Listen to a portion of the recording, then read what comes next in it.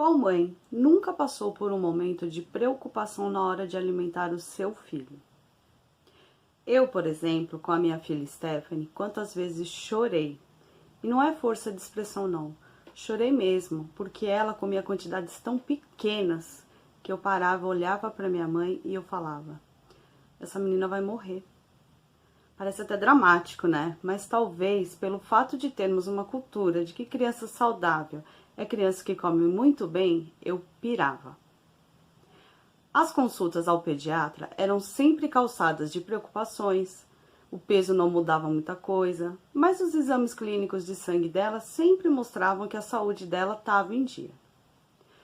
Só com o tempo que eu fui entender que esse era o padrão da Stephanie, que cada família tem o seu biotipo, e não adiantava eu querer que a Stephanie acompanhasse aquela bendita linha de curva de crescimento que os médicos têm como parâmetro, né, para ver se a criança está saudável ou não. Porque o seu filho tem o ritmo dele, e isso tem e deve ser respeitado. Então, como eu já falei um pouco do que eu vivi de experiência com a minha filha, vou apresentar o assunto que vamos falar hoje. Eu sou a Mayra Lacrimante e eu vou falar de como alimentar a criança com paralisia cerebral. Este pode ser um dos momentos mais difíceis do dia para algumas mães. Todos querem que as crianças se alimentem bem e que cresçam com saúde e vigor. Devemos lembrar que para isso, além de ingerir alimentos saudáveis, é necessário diversificar esses alimentos e ingeri-los na quantidade certa para cada idade e condição física. É claro que crianças que se movimentam pouco gastam menos energia e devem consumir menos calorias. Dependendo do grau da disfagia, a criança poderá ter algumas restrições de algumas consistências e, às vezes, suspensão total da alimentação pela boca. Neste caso, precisará ser alimentada por uma nutrição enteral, sonda nasogástrica ou gastrostomia. Mas esse é um assunto de um outro vídeo que eu já fiz aqui no perfil e eu convido vocês a darem uma olhada. Hoje eu vou falar sobre a alimentação por via oral. Alimentar-se bem é essencial para a saúde, mas também é um ato social, e esse prazer também deve ser passado para a criança com paralisia cerebral, pois devido às dificuldades alimentares, ela nem sempre acha gostoso comer. Assim, lembre-se sempre de dizer à criança o que ela irá comer. Deixe que ela sinta o cheiro e prove um pouquinho antes da primeira colherada. Isso vai facilitar o reconhecimento do alimento que será oferecido e também a aceitação dele. Sempre que possível, as refeições devem ser feitas com a família reunida. Conversar, mostrar e incentivar a criança a fazer igual é motivante e geralmente elas adoram imitar os adultos. Evite colocar outros objetos ou brinquedos próximos ao prato, pois a criança pode se distrair e talvez prefira brincar a aprender a comer. Também é importante escolher um lugar calmo, sem muitas distrações, e evite deixar a televisão ligada. A posição correta para a alimentação é essencial para evitar engasgos, além de oferecer melhor controle do corpo e das estruturas orais. Para os bebês, a mamadeira pode ser oferecida tanto no colo como no carrinho de bebê. A criança deverá estar sempre levemente inclinada, mas nunca deitada e nem sentada com a cabeça caída para trás, pois essas posições podem favorecer a ida de líquidos para o canal do ouvido e também podem provocar engasgos. Para crianças pequenas, as crianças pequenas que precisam comer sentadas no colo ou cadeirão também devem participar do momento da refeição em família. E mesmo no colo ou no cadeirão, não devemos nos descuidar da postura e da aprendizagem daquele momento. Quando não existir um cadeirão ou mesa na casa, ainda assim encontre uma forma alternativa para treinar a alimentação. No sofá, será difícil apoiar o prato a uma distância próxima para que esse alimento não caia antes de chegar à boca. Sendo assim, é melhor que esta posição seja a última opção de escolha. Uma boa opção é sentar em um tapete ou no chão limpo, usando um banquinho para apoiar o prato, Se puder colocar algum porta-prato antiaderente embaixo para que esse prato não escorregue do banco, isso ajuda a evitar acidentes. Seja no colo, carrinho de bebê ou cadeira de rodas, a criança deve estar sempre sentada e com o tronco reto, cabeça reta e braços para frente. Se for preciso, coloque almofadas ou rolinhos de toalha para manter a cabeça erguida e as pernas em flexão, dobradas. Agora, eu vou falar do posicionamento para crianças um pouco maiores. Uma boa postura durante a refeição ajuda a criança a engolir com mais facilidade, além de possibilitar que ela controle melhor seus movimentos. Ela vai observar o ambiente à sua volta e vai ter mais interesse em tentar comer sozinha. O nosso corpo está preparado para receber alimentos na posição sentada. É muito mais difícil engolir quando estamos na posição inclinada ou deitada. Portanto, a postura da cabeça caída para trás deve ser sempre evitada. A postura ideal é manter a cabeça erguida, tronco ereto, quadris bem nivelados, braços em cima da mesa e pés apoiados. Preferencialmente, tudo deve estar firme, evitando que a todo momento seja necessário reorganizar a postura e os objetos. Você pode colocar na mesa uma toalha antiderrapante. Antes de começar a refeição, separe tudo o que será necessário para essa atividade: talheres, copo, guardanapos ou panos de limpeza. Deixar a criança sozinha para pegar o que está faltando pode causar graves acidentes, então cuidado.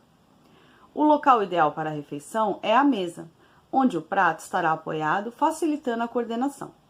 Se a criança estiver sentada numa cadeira que a deixe muito baixinha, use um apoio no assento para elevá-la um pouco. Uma alternativa é colocar um apoio rígido. Pode ser alguns livros ou revistas envolvidas por uma fita adesiva. Vou mostrar como fazer. Bom, pessoal, eu fiz assim. Eu peguei aqui mais ou menos 6 revistas, que são um pouquinho grossas, tá vendo? E eu prendi elas com uma fita adesiva. O ideal é que seja uma fita mais larga, mas o meu durex era fininho. Eu passei em volta delas, né, por todos os lados, para deixar elas firmes e deixar assim como se fosse uma plataforma para a criança ficar um pouco mais alta e você vai colocar ela para sentar em cima, na cadeira. Se você tiver mais revistas e for o caso necessário, você coloca mais. O importante é você usar uma fita adesiva bem larga, né, para poder prender elas para a criança não escorregar na cadeira. E assim ela vai ficar num nível mais adequado para ela poder fazer a alimentação dela sem ficar mais baixa na cadeira.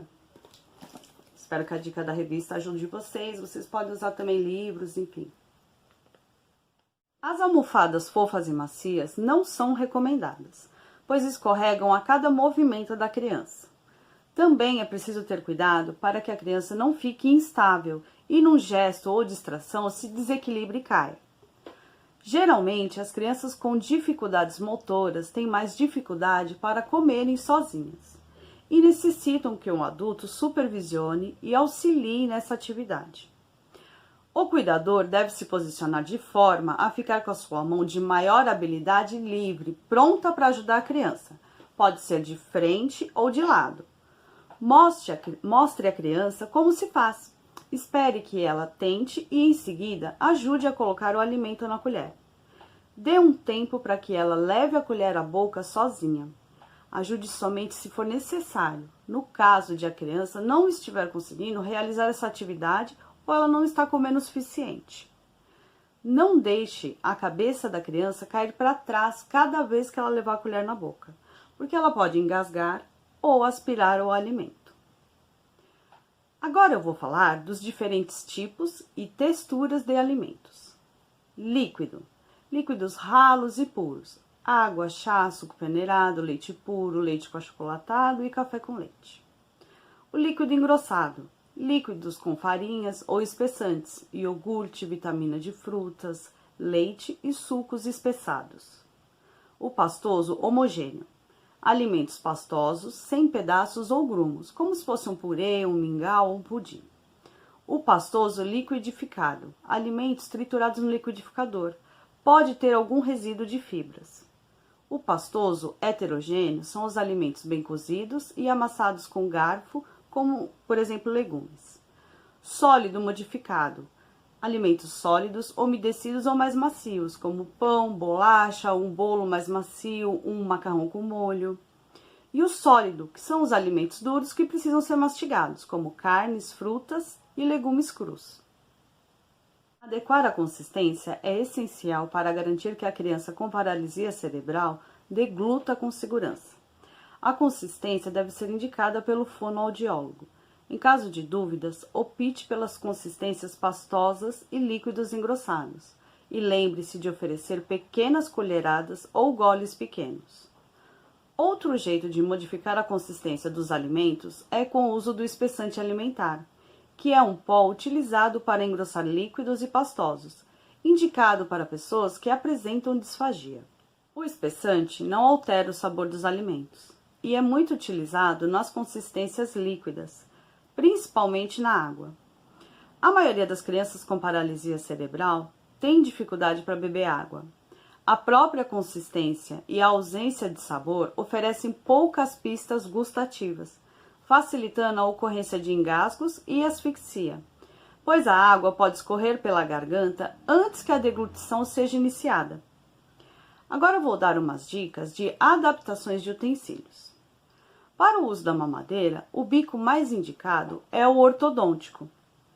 Atualmente, existem diferentes marcas de bico ortodôntico com variações de tamanhos de acordo com a idade da criança e furos específicos para as diferentes consistências: água, chá, leite natural ou em pó e líquidos engrossados.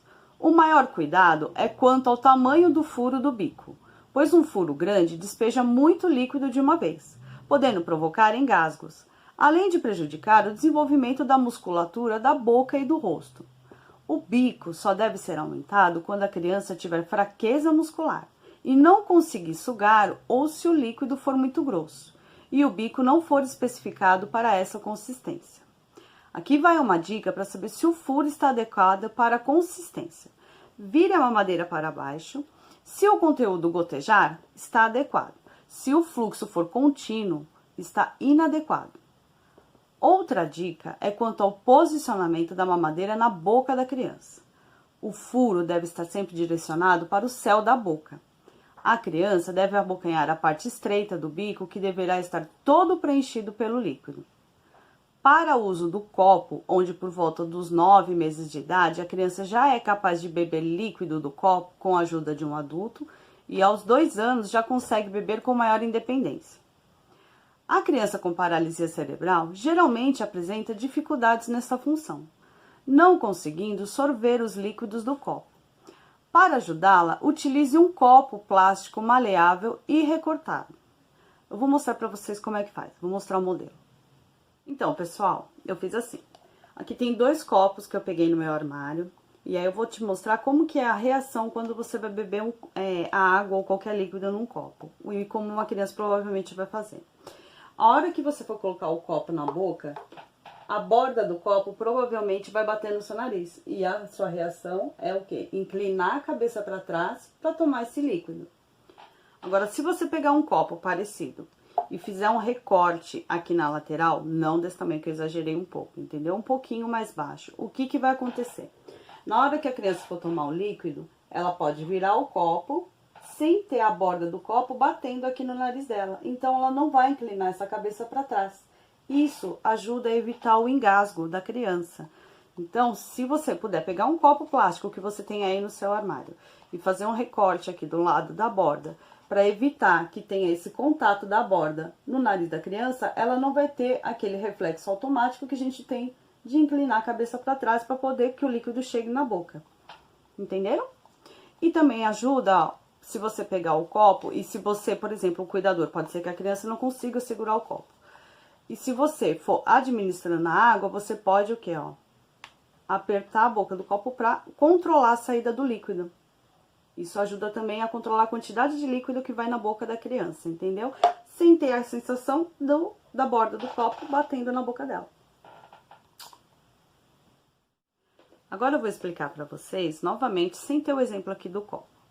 Então, esse copo recortado, ele oferece 2 benefícios. O recorte evita que a criança jogue a cabeça para trás quando a borda do copo é aproximada do nariz.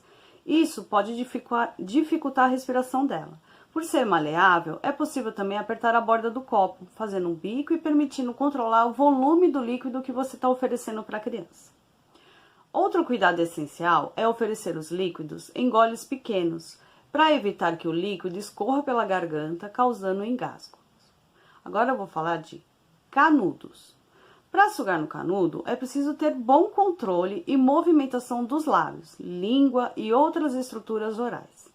A criança com paralisia cerebral geralmente morde o canudo ou mantém apoiado na língua. Isso pode fazer com que o líquido escorra pela boca sem a criança estar preparada para engolir. Também pode apresentar diminuição da força muscular, conseguindo ingerir pouca quantidade de líquido. E dificuldade em coordenar os movimentos, podendo apresentar tosse, engasgos, falta de ar e até afogamento. Assim, quem pode indicar o uso ou não do canudo é o fonoaudiólogo. Agora vou dar umas dicas sobre o uso de colheres. Por volta dos 6 meses de idade, a criança está pronta para aprender a comer de colher. No entanto, precisará de algumas semanas de treino para se acostumar com o uso, pois ainda está habituada a sugar. O tipo da colher é importante, por isso escolha uma colher com tamanho proporcional à boca da criança. Ou seja, a colher deve entrar inteira dentro da boca, possibilitando uma pressão da língua para baixo, evitando que a língua saia da boca e caia o alimento. Outro cuidado a ser tomado é quanto à profundidade. Quanto mais rasa for a colher, mais fácil será para a criança retirar o alimento. Colheres muito grandes são mais difíceis de enfiar na boca e podem causar náusea. Escolha uma colher com tamanho proporcional à boca da criança. Caso a criança tenha dificuldade em segurar a colher, engrosse o cabo ou engulhe a ponta. Algumas vezes, basta ajudar a criança envolvendo a mão dela com a sua. Dessa forma, ela irá perceber como deve segurar o talher. Agora eu vou dar para vocês alguns exemplos de como você pode fazer para engrossar essa colher ou adaptar essa colher para facilitar com que a criança coma ou comece a sua alimentação de forma independente. Vou falar da adaptação das colheres, porque esse foi um problema que eu tive com a Stephanie. Stephanie tinha problema de pinçar, de segurar a colher, o cabo da colher. Se ela segurava, por exemplo, a colher escorregava, enfim, porque ela não conseguia fazer esse movimento de fechar a mão. Enfim, esse é o primeiro exemplo da colher que eu fiz o quê? Eu mesma entortei a colher aqui em casa, fazia muitos anos que eu não fazia isso. Entortei a colher porque isso facilita para a criança, que às vezes ela tem algum problema da rigidez do braço, ela não consegue fazer esse movimento de abrir, levar a colher no prato e levar para a boca e ter que virar essa colher, aqui a colher já está entortada, entendeu? E isso facilita para ela esse movimento. Ela vai pegar o alimento e já vai direto para a boca dela. Esse é o primeiro exemplo. Aí, isso que eu estou falando da colher torta. Existem alguns modelos que eu já vi por aí à venda, tem de plástico, mas assim, para facilitar em casa, a gente pode fazer com uma mesmo de metal, de alumínio, enfim, o que vocês tiverem aí, facilite. Problema de criança que tem problema para pinçar a colher, porque o cabo tem que engrossar. O que eu fiz? Eu peguei uma espécie assim, sabe aqueles isopor que parece uma espuminha, que normalmente vem em caixa, às vezes de produto, algum eletrônico, alguma coisa que você comprou. Aí eu peguei, recortei mais ou menos assim no formato, né, para que fique mais fácil, né, para criança, né, para ela segurar. Fiz um furo e encaixei a colher. Isso que eu encaixei a colher, para criança que tem a dificuldade de segurar o cabo e precisa que ele seja mais grosso, entendeu? Fica bem melhor para ela levar essa colher e isso não escorregar da mão dela, porque o cabo da colher às vezes é muito fino. Então aqui, ó, a colher, encaixei, né? Fiz um buraco aqui nesse isopor e encaixei ela aqui para facilitar isso para a criança pegar. Nesse isopor eu até falo que é legal porque ele é até maleável e flexível. O que você pode fazer também, outra opção, se você não tem isso em casa, por exemplo, achei um pedaço aqui de cano de PVC em casa. Vocês podem adaptar também, de repente colocar alguma massa dentro, como aqueles Durepox, ou de repente o biscuit, né? Tem mães aí que são artesãs, eu tenho certeza que às vezes pode ter, ou comprar uma massinha de biscuit e preencher esse buraco aqui para também engrossar o cabo da colher. Ou então, podemos fazer também, pensei agora, pode ser de biscuit também, você pode engrossar ele e fazer, né, o cabo da colher mais grosso para facilitar isso para a criança. Tanto nessa colher que está reta, como também nessa colher aqui, que já está entortada para facilitar para a criança, ó. Você também pode fazer duas coisas ao mesmo tempo, facilitar que ela leve esse alimento para a boca e facilitar a apreensão dela na colher, né, para segurar. Espero que tenha ajudado vocês um pouquinho. Fiz muito isso para Stephanie, viu? Evite raspar a colher nos dentes da criança, pois isso dificulta a movimentação dos lábios e pode desencadear o reflexo de mordida. Quando a criança tiver reflexo de mordida, não tente puxar ou tirar a colher com força, porque isso pode machucar. Espere alguns segundos e, se necessário, massageie as bochechas da criança com movimentos circulares. As colheres mais indicadas para estas crianças que têm esse reflexo de mordida são de plástico duro, silicone ou emborrachadas. Independente do tipo da colher, nunca encha a colher. Coloque pequenas porções e espere a criança engolir tudo antes de oferecer outra colherada. O prato deve estar à frente da criança e, se necessário, em cima de um antiderrapante, evitando que escorregue. Agora eu vou falar de alguns sinais de alerta de disfagia. Os sinais de alerta de disfagia são vários e devem ser notados com atenção, principalmente durante as refeições, no sentido de minimizar as suas consequências. São eles: tosse ou engasgamento frequente, dificuldade na movimentação dos alimentos na boca ou na deglutição, armazenamento de alimentos na cavidade oral, voz molhada após a deglutição ou fala anasalada, libertação de líquidos para fora da cavidade oral e regurgitação nasal.